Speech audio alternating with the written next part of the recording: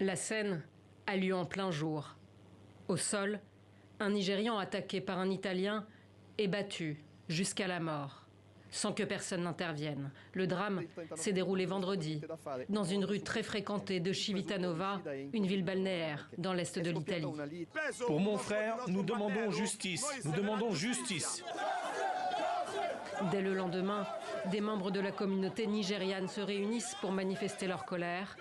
Parmi eux, la femme de la victime. Je veux voir l'homme qui a tué mon mari face à face. Et il doit me dire pourquoi il a tué mon mari. Pourquoi? Le maire de Civitanova est venu en personne témoigner de son soutien. Nous condamnons cette personne, mais nous condamnons aussi l'indifférence de ceux qui ont regardé et qui n'ont rien fait.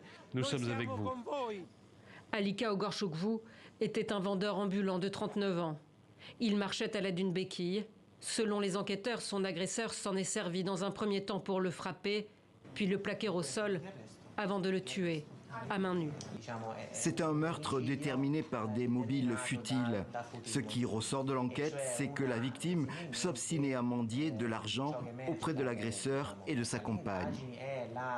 L'affaire suscite l'indignation dans la classe politique italienne, y compris dans les rangs de l'extrême droite. Ville en déroute, violence de jour comme de nuit, on n'en peut plus. La sécurité n'a pas de couleur. La sécurité doit redevenir un droit. Filippo Ferlazzo, 32 ans, arrêté et écroué pour homicide volontaire, devait être présenté à un juge d'instruction ce lundi. Il serait atteint de troubles psychiques, selon son avocat.